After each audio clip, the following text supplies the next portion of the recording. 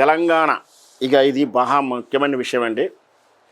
మహానాడు జరిగిన ప్రతి సందర్భంలో 2000 సంవత్సరం నుంచి 2000 సంవత్సరం నుంచి ఇంకా క్లియర్గా చెప్పాలంటే కేసీఆర్ రాజకీయంగా ముందుకొచ్చి తెలంగాణ నినాదం ఎత్తుకొని తెలంగాణ రాష్ట్ర సమితి తెలంగాణ ఉద్యమాన్ని ప్రారంభించిన నాటి నుంచి ప్రతి మే 28వ తారీఖు ఆ మహానాడు పేరు మీద ఆ మహనీయుడు ఎన్టీ రామారావు జయంతి పేరు మీద జరిగేటువంటి ప్రతి వేదికలో తెలంగాణ మీద విషం కక్కడం అనేది ఆ విష నాగులు చేస్తున్నటువంటి కుట్ర. అయితే దురదృష్ట కొద్దీ అది తెలంగాణ వ్యక్తులతోటే ఆ విషం కక్కిస్తున్నారు. ఒకనాడు ఈ నరసింహారెడ్డి అయిన ఆయన నోటికి వచ్చినటువంటి కూతలు, నోటికి వచ్చినటువంటి వల్గర్ లాంగ్వేజీ, పెట్టి లాంగ్వేజీ, నీచాతి నికృష్టమైన లాంగ్వేజీ వినటానికి కూడా హీనంగా అనిపించేటువంటి పోలికలతోటి విషం కక్కుతున్నటువంటి విషనాగు ఈయన ఒక నరసింహారెడ్డి. ఆయనతో పాటు ఇక రేవంత్ రెడ్డి గారు మొదటి నుంచి మనందరికీ తెలిసిందే. ఆయన ఏ విధంగా వ్యాఖ్యలు చేస్తాడు, ఎలా మాట్లాడతాడు, ఎలా టాకింగ్లు కామెంట్లు చేస్తాడో అందరికీ తెలిసిందే. ఇకపోతే ఇప్పుడు కొత్తగా ఈయన తయారయ్యాడట. ఈయన పేరు బక్కం నరసింహులట అయిందో. ఈయన తెలంగాణ తెలుగుదేశం పార్టీకి అధ్యక్షుడు. మరి జనం లేని దానికి జనమే లేరు, ఓటే లేని దానికి ఈయన ఆ పార్టీ ఎక్కడుందో కూడా ప్రజలకు తెలియదు, ఆఫీసే లేదు దానికి. అలాంటి తెలంగాణ తెలుగుదేశం పార్టీకి ఈయన అధ్యక్షుడు అట్ట. అది అయితే మరి ఈయన ఐడెంటిఫికేషన్ కావాలి కదా, ఆయన గుర్తింపు కోసం తాతాలాడుతున్నారు. మరి రాజావారి జీ హుజూర్ అనుకుంటే ఇక పోయి ఇనాం ఇస్తారు కదా, నా గురించి భలే మాట్లాడు, ఇక పట్టండి అంటూ కానుకలు ఇస్తారు, బిస్కెట్లు ఇస్తే మరి పాలు పోస్తే తాగుదాం అనుకున్నాడేమో. కానీ ఈయన ఒక విచిత్రమైన వ్యాఖ్య చేశాడు. తెలంగాణ అనే పదం డిక్షనరీలో లేదట.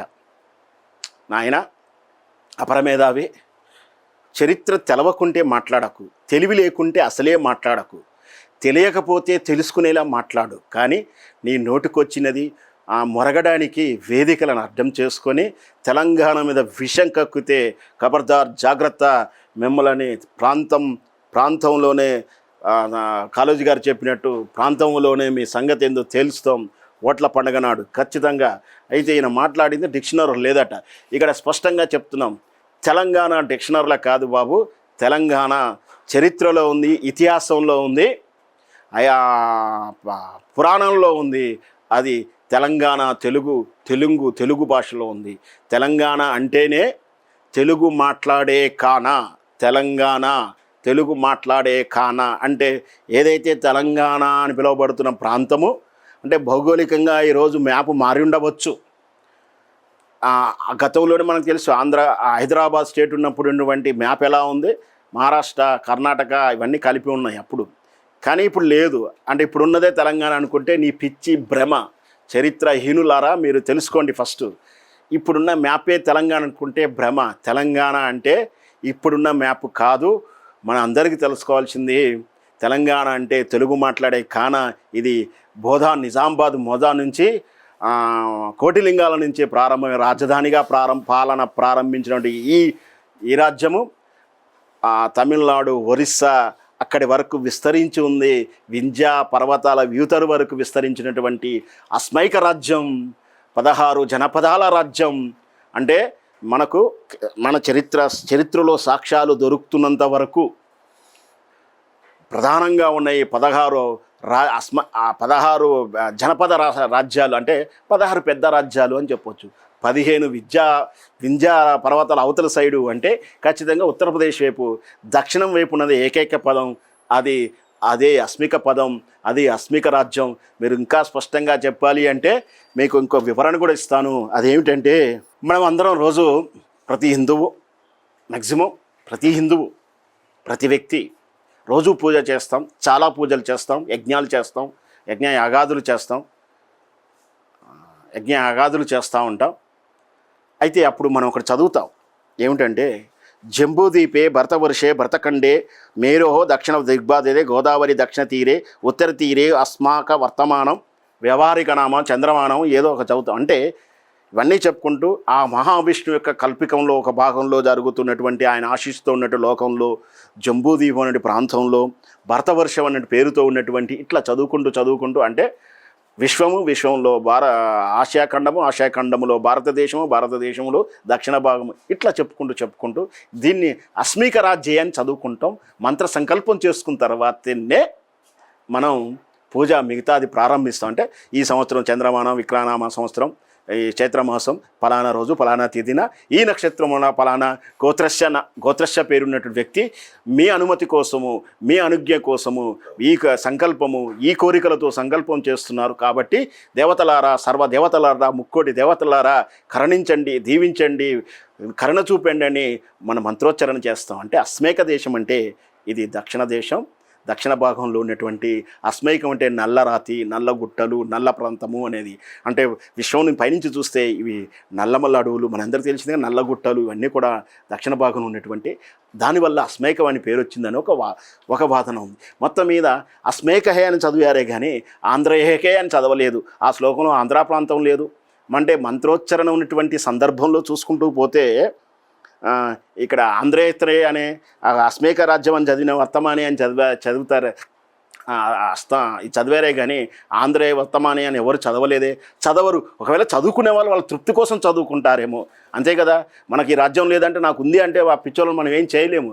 వాళ్ళ ప్రాంతం గురించి మాట్లాడుకుంటే మనం వాళ్ళంతకన్నా వివేకం ఇంకోటి లేదు. అంటే శాస్త్రంలో దేవతల విషయంలో లేని దాన్ని మీరు ఐడెంటిఫై చేసుకుంటా అంటే మీ ఇష్టం.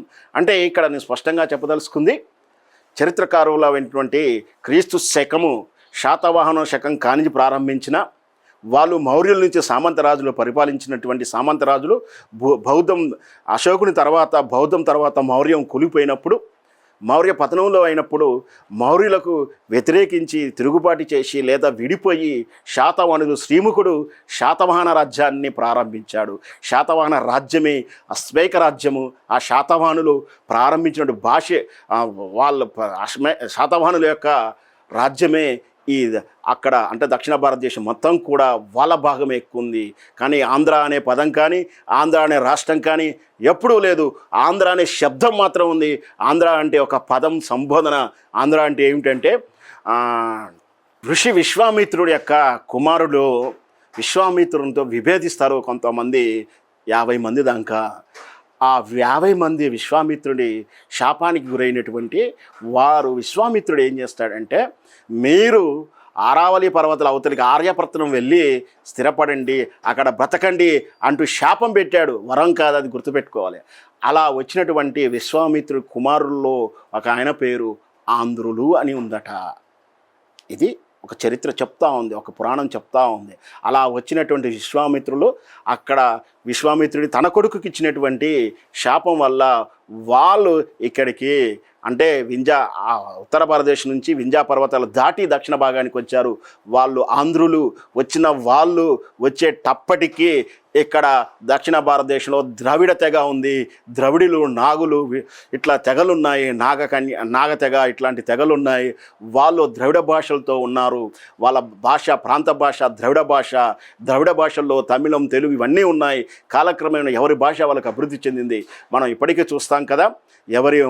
ముఖ్యంగా ఉదాహరణకు అర్థమయ్యే భాషలు అంటే ఎరకల భాష ఉంది, గోల్డ్ వ్యాపారం చేసేవారు గోల్డ్ భాష ఉంటుంది, అలాగే లంబాడీలకు లంబడి భాష ఉంది. అంటే ఎవరికి ఏ భాష ఉన్నా వ్యవహారికంగా వాళ్ళు సొంతంగా కమ్యూనికేషన్కి వాళ్ళ తెగ భాష ఉన్నా, యూనిక్ భాష తెలుగునో ఇంగ్లీష్నో మనం ఎలా మాట్లాడుతున్నామో ఆ రోజు కూడా శాతవాహనుల కాలంలో ప్రాకృత భాష ఉన్నప్పటికీ ప్రజల భాష మాత్రం తెనుగు భాష, ప్రాకృత భాష ఉంది. ఆ ప్రాకృత భాష ఉంది. అదే క్రమంగా ప్రాకృత భాషను వదులుకొని తెలుగుని మనం అభివృద్ధి చేసుకుంటూ వచ్చింది శాతవాహనుల తర్వాత. ఫస్ట్ శాతవాహనులు తెలుగు భాష అవలంబించిన శాతవాహనులు ప్రాకృత భాష అవలంబించినప్పటికీ ఆ తర్వాత ప్రజల భాష తెలుగును క్రమేమీ అభివృద్ధి చేసుకుని వచ్చారు, అలవాటు చేసుకొచ్చారు. అంటే అఫీషియల్గా అనౌన్స్ చేయడం, అఫీషియల్గా వాడడం.